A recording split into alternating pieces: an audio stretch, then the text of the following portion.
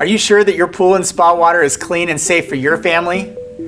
Do you know if you're overspending on your pool electric bill?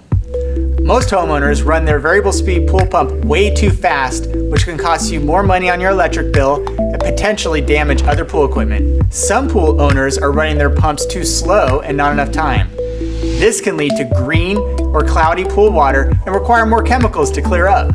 Like you, I didn't know if I was running my pool too fast or too slow to properly clean my water. To keep my pool water clean, I like to filter my pool water 2 to 3 times daily. And this is why we created the all-new FLOWREAD Flowmeter, a simple and effective way to monitor the amount of water flowing through your pool equipment.